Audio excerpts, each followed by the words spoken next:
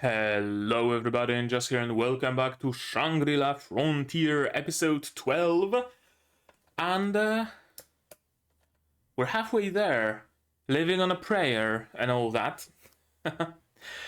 Yeah, thankfully this show is double core, so we are only halfway there.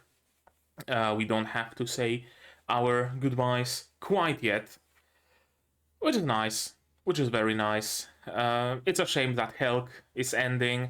It's a shame that, whatchamacallit, Shield Hero is also coming to a close. Actually, Shield Hero arguably already did come to a close, because I'm really having trouble figuring out what can the final episode be about, but hey, episode 11, right, episode 12 next week. And when it comes to this show, Shangri-La, we are only halfway there. So, in the previous episode, Sanraku got a new weapon from Visage, and we had a really nice song. And that was basically the clue of that episode. Yeah, that was essentially all that episode was about, Sanraku getting a big upgrade from Visage. Although he's unable to use those new weapons, he needs to level up, which makes it really convenient that Pencil Knight Towa Amane sent Sanraku and the other guy, Kei Uomi is the real name, Modor Katso, but some other name in Shangri-La, sent them to level up, grind some levels in Iron Ruins of the Gods, something like that. This like techno-magical area of Shangri-La, this techno-magical dungeon. So yeah, that's where we are right now. Sanraku and Katso will now be grinding some levels in this new techno-magical zone. Maybe they're gonna get some new weapons, some new gear. Not like Sanraku would be able to equip it. But maybe, hey, new weapons. Then again, he already has a pair of really good new weapons that really suit his fighting style, right? The high crit, high mobility, evasion tank, essentially, that he is, or glass cannon, I guess, more aptly. So would getting new weapons from this dungeon really be all that big? Not really. Not really.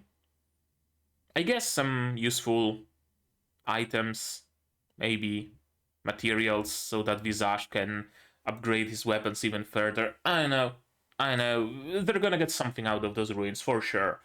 We are certainly not going there just to level up and that's it. So we will just have to sit here and watch what's actually gonna happen in this episode in those ruins, right? To do it, you will of course need your subs to follow along with me right here. I'm gonna need my sound to hear what's going on in the show. And I'm gonna have to ask you for support the channel if you want monetarily on Patreon or YouTube down below, or not. Share my content, spread the word, costs you nothing, helps a lot.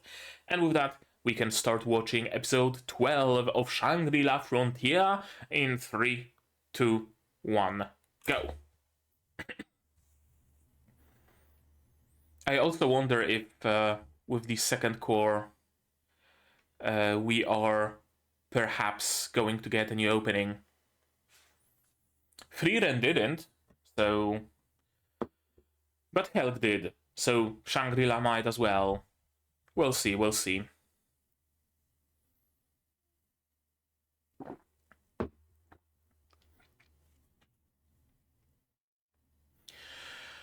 Man, it's really not been that long since I streamed my look at the season last, and the season is already ending, huh?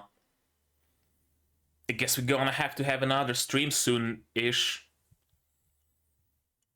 Next week, most of the series conclude, so I guess the week after we can have that big seasonal stream. Yeah, sure. hopefully, and I know that it doesn't sound great, but hopefully the next season doesn't have as many good anime.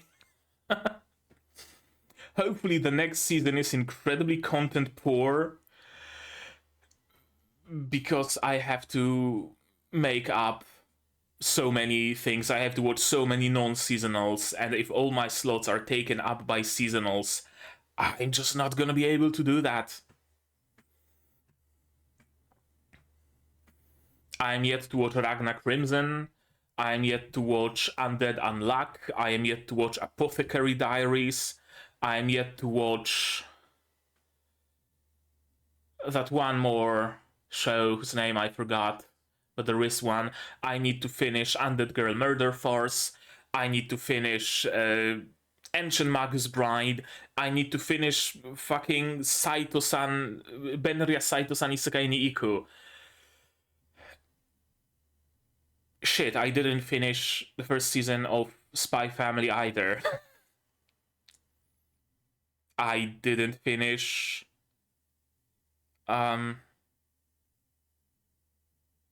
whatchamacallit? Hataraku Mao-sama Eater, second season.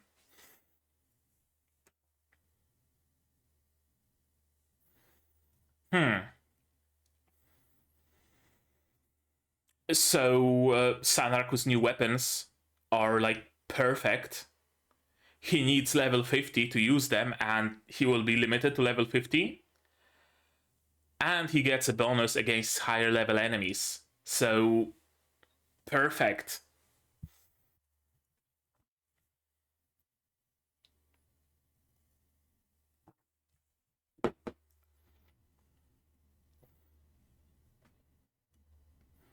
Yeah, Sanraku really seems like the perfect foil to Weathermon.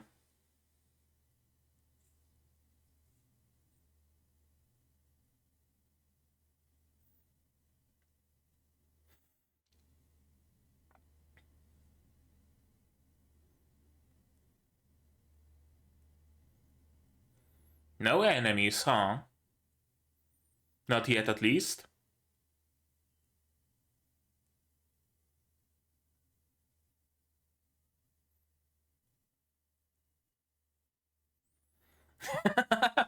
Of course, his mind goes immediately to glitching his way through walls and whatnot.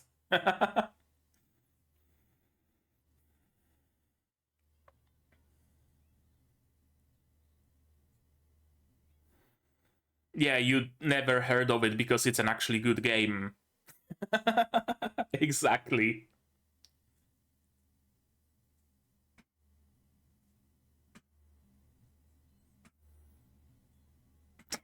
Of course. Oh, that's actually higher than I expected.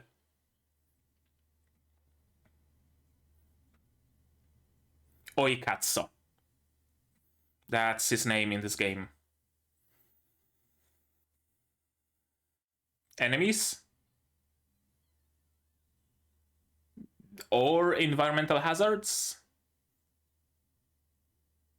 Enemies. And technological, mechanical music? Okay.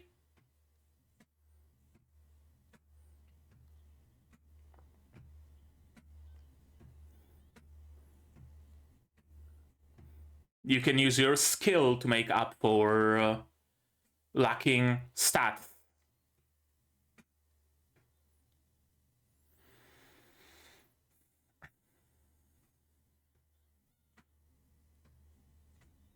Two, technically, because counter and upper.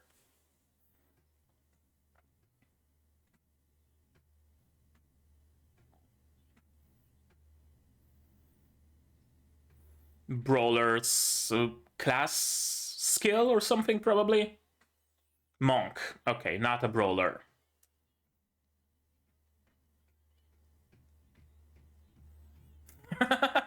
Of course, discussing builds.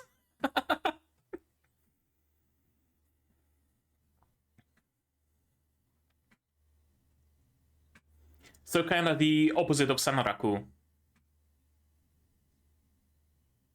Well, not entirely an opposite. Yep. Oh. Okay. Luck fighter. Technically, yes.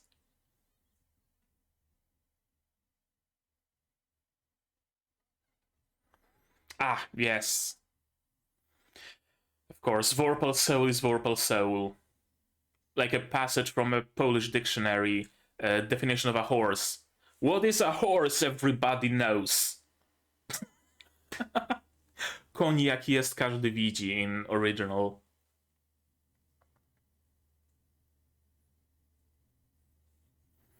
Or like that one weird, like dodecahedron or whatever it was, found in ancient Rome, where it was obvious for them what it was, so there are no like historical records about it, so we have no fucking clue what it was.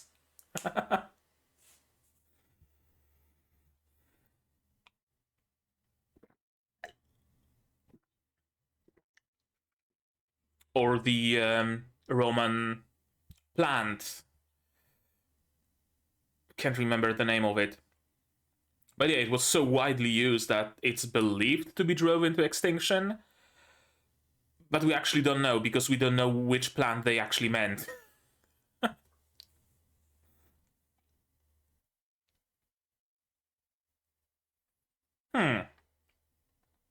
Secret area.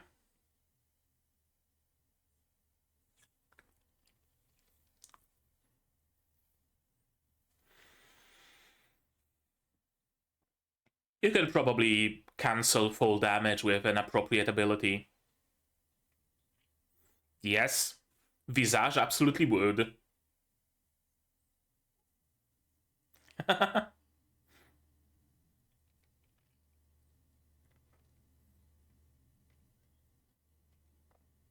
Yeah, fair. You have more HP, so worst comes to worst, chances are you're gonna survive.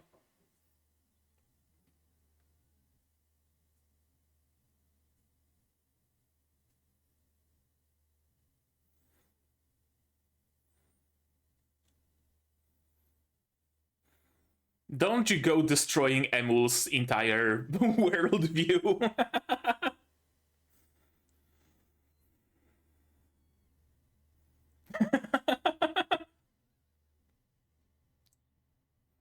Indeed.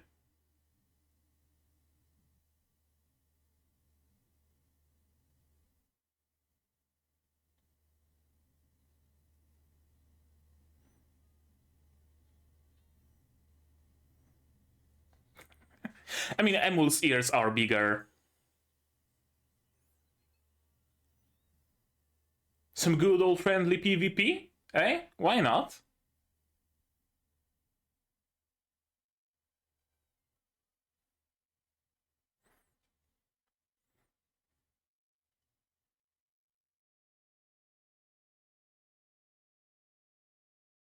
Hmm.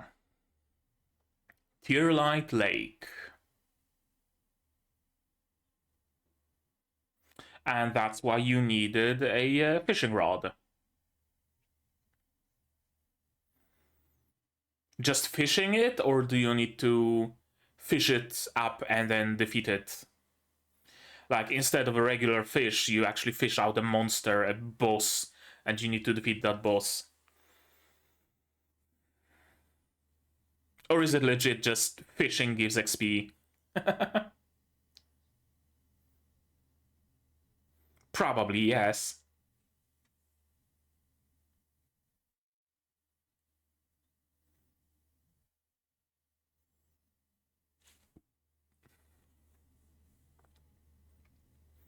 You could probably make some sort of a dish out of it. Maybe gives you like plus 50 to health for 15 minutes or something, right? And that's what we're after.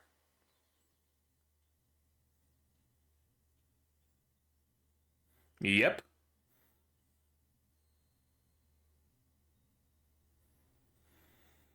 Okay. Finally, Sanraku fighting hand in hand with someone. you cannot use it. Yes. Or did you get something else? Oh. Okay.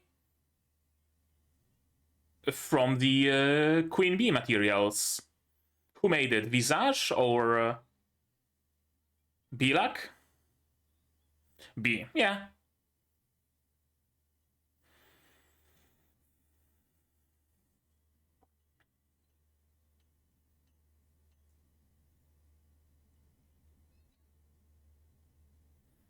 Hmm. Rapier and a Misericordia. I guess it took a while.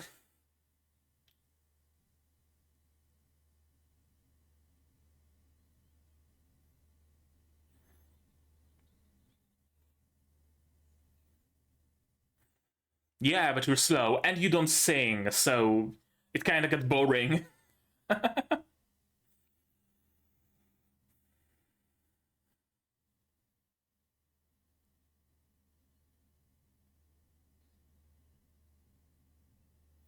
Hmm. Actually, though.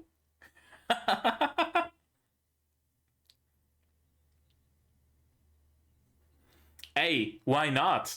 If you can get some nice gear out of it, why not?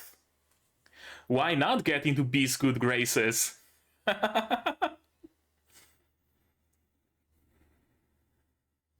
Ah, shit.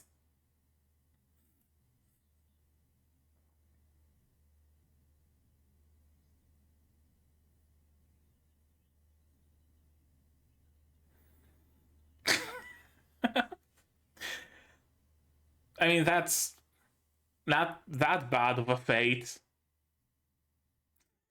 Okay, that's worse.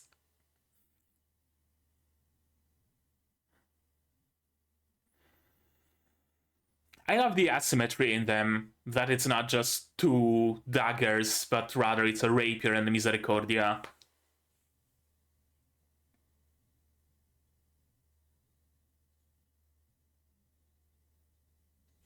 Oh, poison?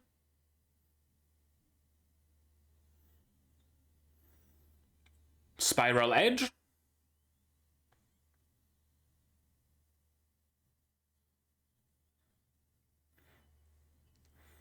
Not too tough for Sanraku. Yeah, he creates a weak spot. Corrode. Okay.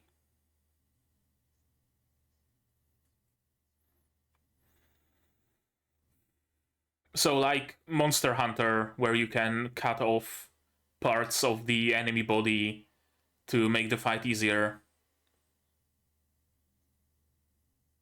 Okay.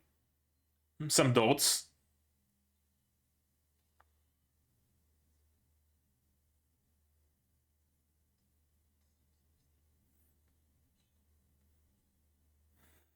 It will go faster. Yeah. Okay. And creates a weak spot.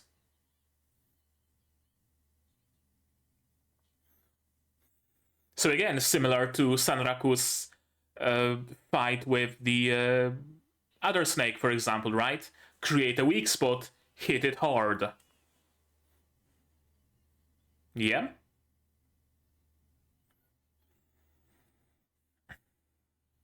Yeah, you be careful, Emul. You're a mage, you fight from distance. Yeah, tank's gonna be useful.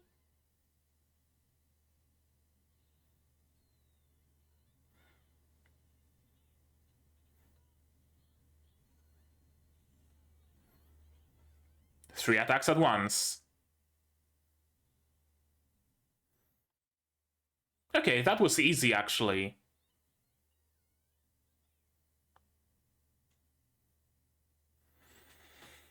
How many more do you need to defeat to get level 15?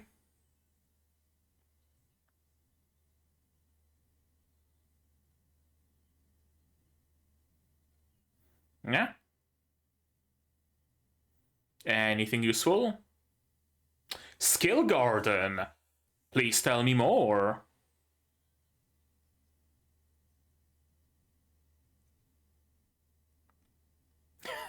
Okay, Sanraku missed a whole entire mechanic, didn't he?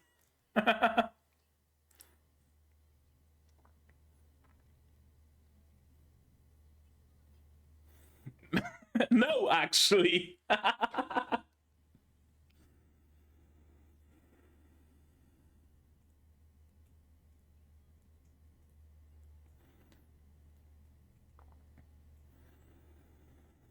Okay, so chances are Sanraku is gonna get a whole new bump in power.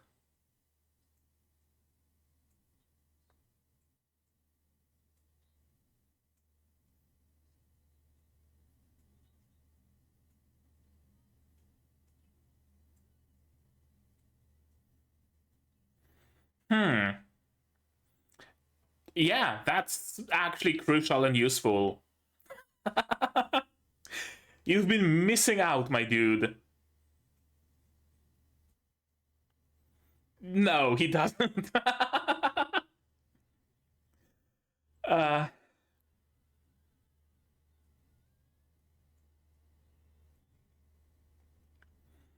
I mean, there is still time to go back to Verstia. Or just straight to the skill garden. Poor Emul.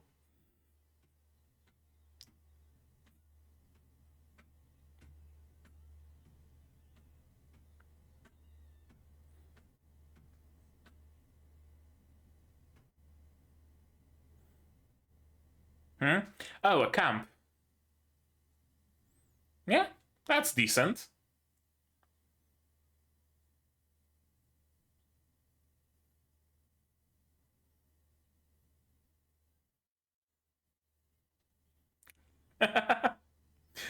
Yeah, let's not spread it further.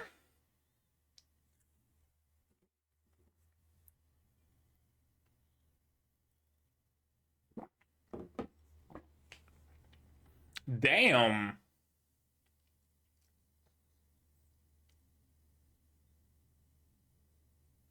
Okay, that's useful.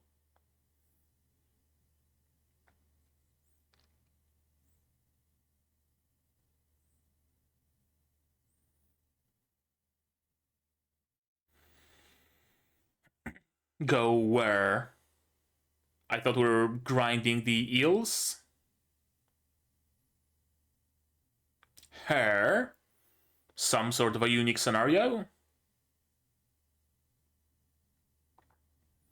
Yeah, some sort of a unique scenario.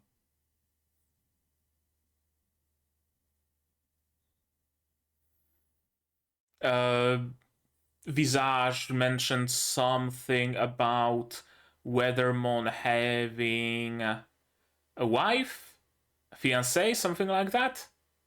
Could it be her?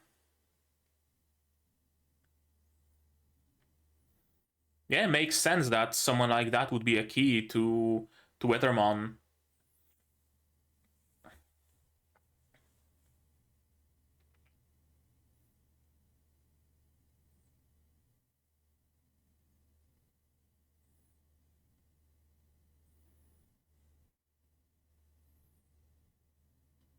Oh, okay.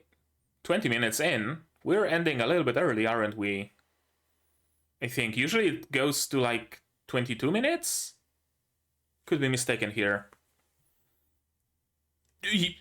Look at that progress bar. We still have a lot of the episode.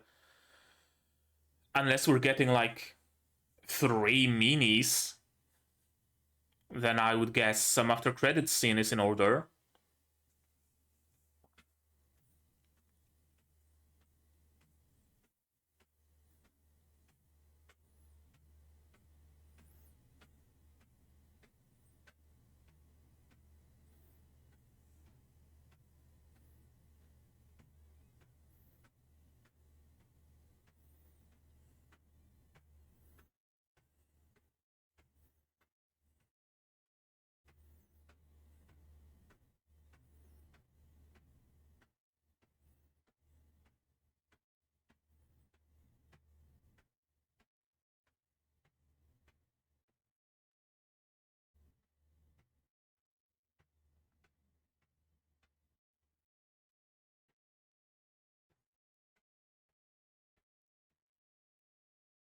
I'm curious about the potential second OP and second ED.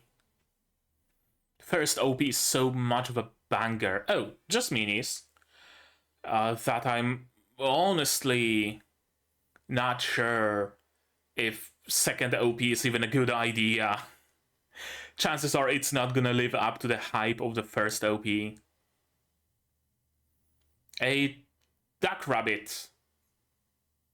Sure.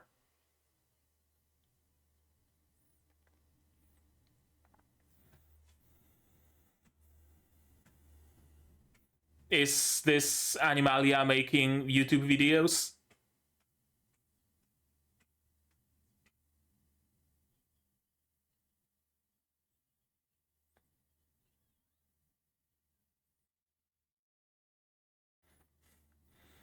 That is Sanraku's food, isn't it? That's absolutely Sanraku's food. Also, everybody is wearing similar headgear, it seems.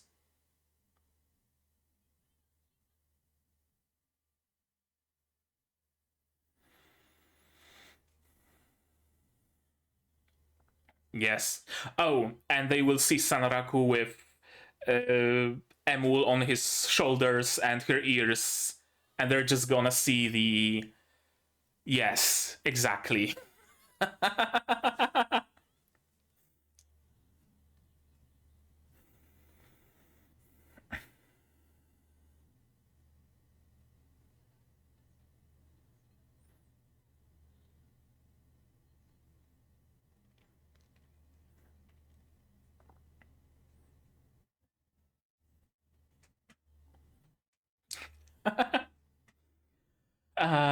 I'm glad that we have another fun group. First, it's the... Oh, and there is the rabbit-eared Trubiel. Oh,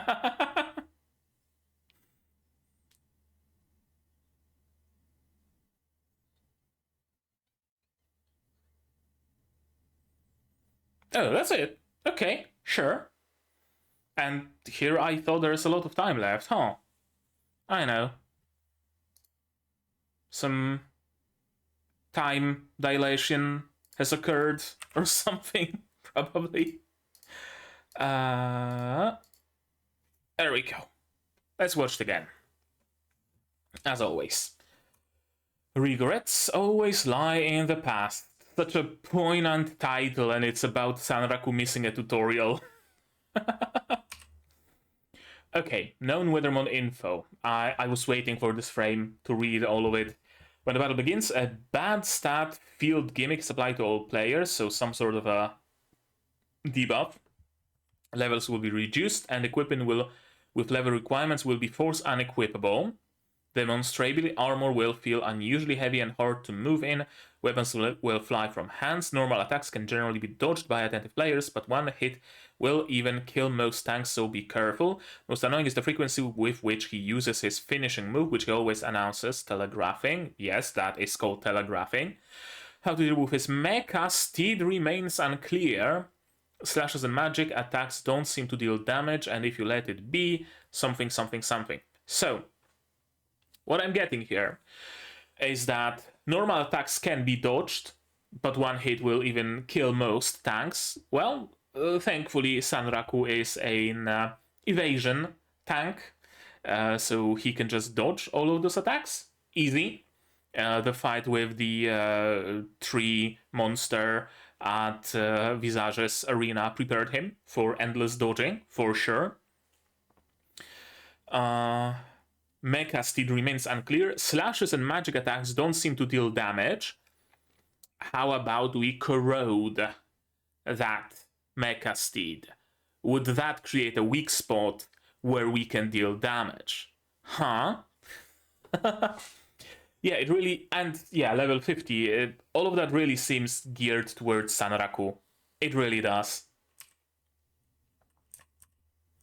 Max level 50, so that's why you need to get level 50. No need for level cap, because you're gonna be brought down to level 50 anyway.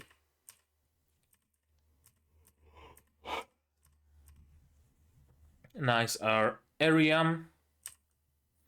You can You can what? You can do some great stuff, glitching out, moving platforms like that. Yeah. If it was any worse of a game, I can absolutely see being able to just propel yourself at max speed 5 underneath the map to the final boss of the final area by just standing on one of those platforms and performing a certain move sequence. I can absolutely see that happening. Have you seen how people speedrun Elden Ring? They just launch themselves across the map and get the final boss. Easy. But yeah, this is not a bad game. Yeah, why would I know about some god tier game? I love how smug Sanraku is in this episode. Suppression drone pyramid. Some enemies. Rebel counter, crush uppercut, and done. Monk aura. Above. Buff to strength and vitality. So, yeah. A health tank with a lot of damage. So, kind of sort of an opposite of Sanraku, where Sanraku can only equip weapons and not gear. Oikatsu can only equip gear and not weapons, where Sanraku cannot get hit, basically, because he's a glass cannon. Oikatsu can tank as much damage as necessary. And they both deal good damage. So I guess that's the same about them. Again, I really love the gamey nature of this show, right? Not at no point, but they really treat this game like it is a game, right? You know what I mean? Talking about builds, talking about their levels, about strats for leveling up, about cool weapon effects, stuff like that, right? You can see that those are two gamers talking about a game. It's cool, it's unique, it's fresh. Very rarely do you actually see that. Usually, like, aside from the trapped in MMO genre, because for the people trapped in that MMO, like, I know, Sword Art, the first one at least, or Log Horizon, for characters in those situations, the game is their life. So of course they will treat it as real life.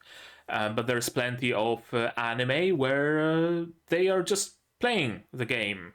They're not trapped or anything, and yet they really treat the game as if it is real life. You could say it's like peak role playing, and that's fine. That's perfectly cool. Like, make no mistake, I have absolutely nothing against it, but it's really nice to see someone playing a game and treat it like they are playing the game, right? It's cool. I really, really like it. Light fighter. Lots of HP and vitality. A light fighter. Yep. Again, animation and art is on point. Build that assumes you'll be soaking lots of damage, yes, but also dishing out a lot of damage. Kill them before they kill you. Glass cannon with strength agility? Haha, no! Agility and luck, actually. And Vorpal Soul. Vorpal Soul is Vorpal Soul, of course. That doesn't bear any, elaboration. Vorpal Soul is just Vorpal Soul. Everybody knows what Vorpal Soul is, right? Passage to the hidden area.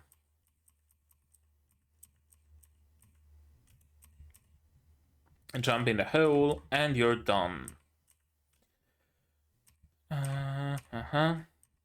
Emul gets the much-deserved pets. What an admirable lady she is. Sometimes a person can look like a woman, but they've got the soul of a man. Hey, trans rights in Shangri-La Frontier.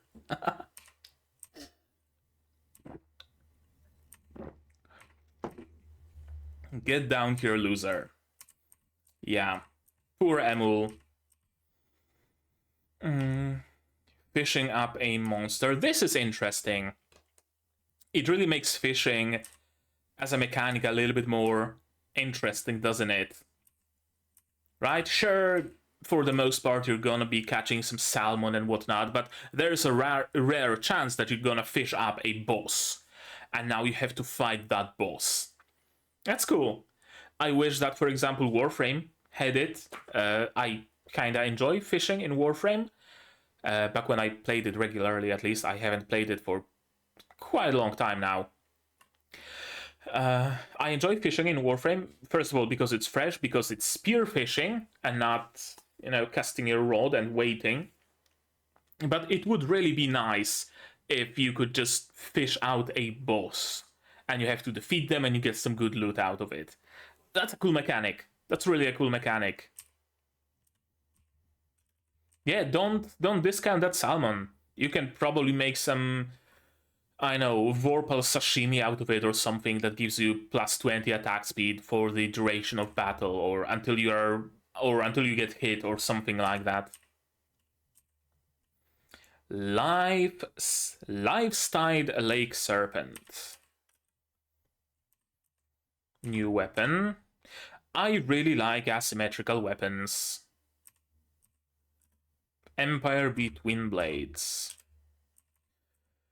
Made by B. B made a B weapon. How fitting.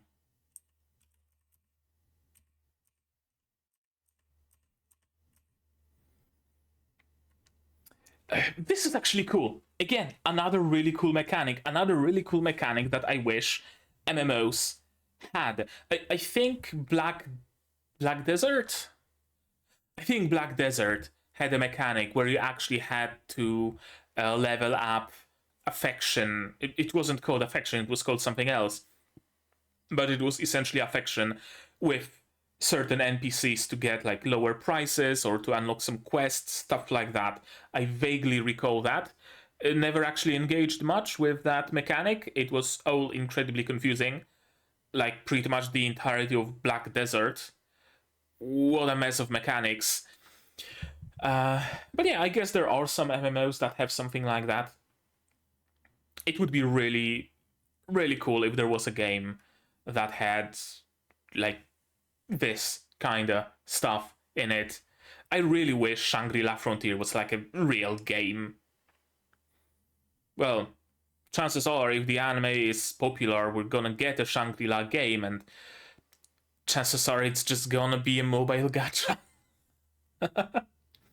With units like Oikatsu, Maid Oikatsu, Summer Oikatsu, Christmas Oikatsu. And it's just gonna EOS in a year, like most anime tie-in gachas do. The thought of having to manage affection levels with more rabbits in the future makes me excited. I really would get full into managing affection levels with the rabbits. If I can get weapons like that from B, you better believe that I'm getting into B's good graces. You better believe I'm bringing her all the rare materials I find. You better believe that I'm spending every moment, well, not every moment, because there's probably some like energy system or something like that where you cannot raise or you get diminishing returns by talking to the NPCs too much or something like that. But yeah, I would be absolutely visiting Rabituza once a day to at least say hello to B. I once had to balance affection levels between 12 girls without a moment's slip. Yeah, that's the worst in some dating sims where the final true route or true ending or whatever requires you to like essentially just follow a guide, because it's impossible to figure it out yourself, because just a single slip up, just a single dialogue option you pick wrongly just gets you either railroaded into one specific girl's route or just railroads you to the bad ending. I'd land, yeah. Sanraku's pickle fishes adolescents crushed beneath a pizza stone.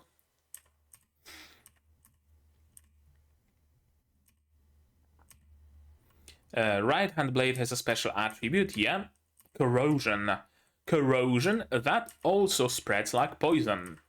Very useful. Again, another way that Sanraku can use to create a weak spot.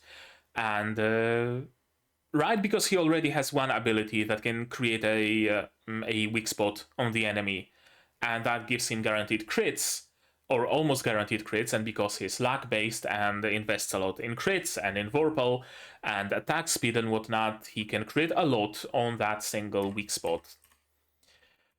And also other teammates can make use of it as well.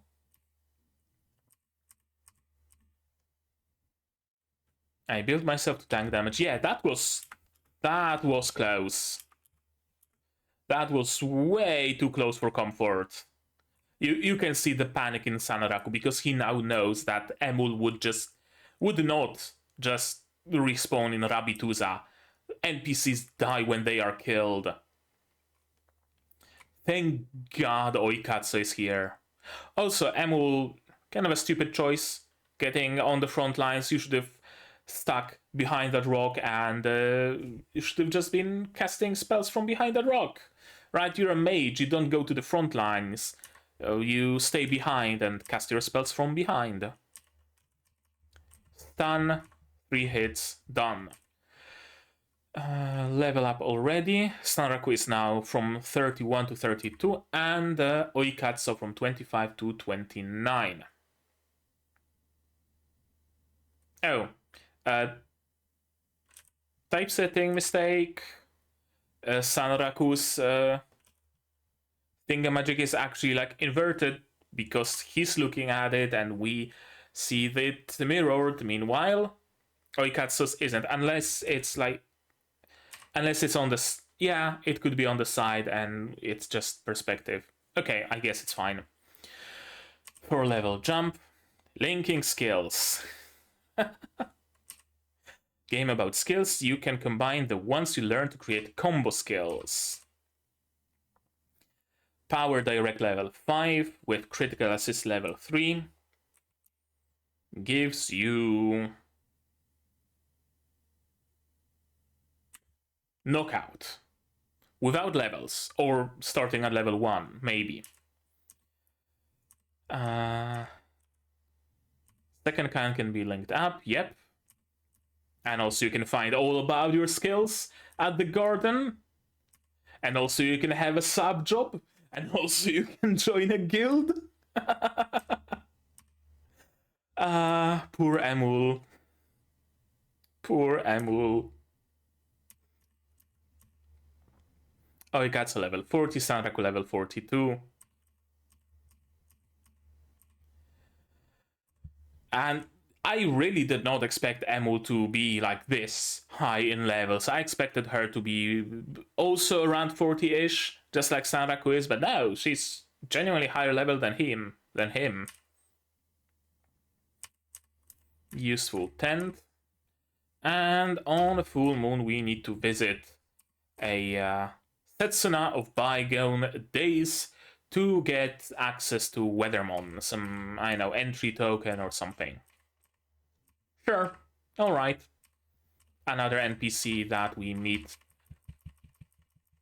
I wonder if she's just gonna be a one-off NPC that we genuinely just need to gain access to Weathermon, or is she gonna be recurring? I don't know. With how much Sanraku is finding unique scenarios of all sorts, wouldn't surprise me if he somehow managed to trigger a unique scenario with Weathermon as well, that maybe instead of killing Weathermon, it frees Weathermon's soul so that he can take Setsuna and go to heaven, or something along those lines, right? And you get some different rewards based on that, some better rewards perhaps, or just straight different. Maybe he could mention Visage, and that's gonna stir some memories in Weathermon or something. Sanraku triggers some unique scenario with Weathermon slash Setsuna. What kind of a unique scenario it's gonna be? I know. But it's gonna be some sort, I would assume. And the mini is Animalia making a YouTube video about looking for a cryptid in the game. Footprint, yeah. And of course it's Sanraku. It really was to be expected that the rabbit-eared Shubil is Sanraku and Emul. At least they had fun looking for it. At least there's that. Yeah, it really seems like everybody besides Animalia wears the same exact, at least headpiece, because the rest of their dress is different. Animalia is a little bit unique. She's the guild master of SFZoo, I think. So I guess it would stand to reason that she would have a unique gear. There we go. That was episode 12. Shangri-La Frontier. And it was another good one. It was another good one. I love that we just discover new mechanics that Sanraku will probably at some point engage with and will bump up his power even higher. Also, it shows just how good of a player Sanraku is, that even without linking skills, even without a sub job, even without all that stuff, he's this strong to be able to, like, hell, complete the Rabituza scenario while underleveled. Underleveled, without linked skills, without a sub job, without guild, without any info about his skills that he would get from the skill garden, without armor, with just his weapons. Right? It really shows just how good of a player he is. Also, I really like that there are actual consequences for skipping first year. Right? It's cool. I initially thought that it's just gonna be essentially just something completely throwaway, right? Oh, he went straight for the second city, he's that good of a player that he can just skip the first city. That would be essentially the point of skipping first, yeah. But no, it comes to bite him in the ass again after 12 episodes halfway through the season. At the end of the core, the choices he made in the first episode come to bite him in the ass, and I love it. It's great. Also, it gives us more venues that Sanraku can use to level up his skills even further and increase his combat efficiency even further. It gives us some more stuff to have in the episodes, right? Until we fight with Weathermon, we can have Sanraku go to the skill garden and level up his skills or link them and learn more about them, and maybe there's a skill that he really wants and he now knows how to unlock it. So we have another mini arc of Sanraku going somewhere, defeating a specific monster to unlock that specific skill, right? It really gives us a lot of things to do. Cool. Really, really cool. I like it. I always like it when new mechanics are introduced in this way that kind of makes sense, for the lack of a better term, right? I had something similar to say about the previous episode of Shield Hero, where it was discovered that there is the mechanic where the cardinal weapon can reject the hero. I'm not gonna get into details in case it's a spoiler. And it was a mechanic that actually works with the concept of cardinal heroes and cardinal weapons. It wasn't something tacked on top with, hero armor. Out of nowhere, there suddenly appears a divine blacksmith where you can go and get your hero armor or whatever. It makes sense in the context of the other mechanics. Same here. Those new mechanics that are introduced now make sense within the context of the other mechanics. It doesn't feel like a DLC or another update tacked on top of the current Shangri-La, another expansion or whatever, right? It's cool. I wish I could play this game. I really, really wish I could play this game, honestly. It doesn't even have to be an MMO. It can just be a single player game. Just mod it into Skyrim. Please, someone mod it into Skyrim. I'm gonna be really grateful for that. I said it time and again, but I just really enjoy how well Shangri-La Frontier works as a game. Plenty of times there is a show that is based on a game, well, based in a game. Either characters in the show are playing the game or they are trapped in the game, right? Plenty of those. And those games very rarely actually work as a game. Usually they just work as a fantasy world with game UI tacked on top. That's basically it. There's no reason for it to actually be a game. Not so much in this case. It really works as a game. And I really, really enjoy it. The gamer talk, the discussing the mechanics, meetings outside of Shangri-La, that's probably my favorite point here, my favorite thing. That it's not just Shangri-La, they are playing other games as well. They've been playing other games, they are actively playing other games. They also have lives outside of Shangri-La. Wow, surprising, isn't it? It's cool. This show just works so incredibly well for me. Yeah, I'm gonna be waiting with bated breath for the next episode, for sure. And I hope you will as well, and you will be here to watch it with me.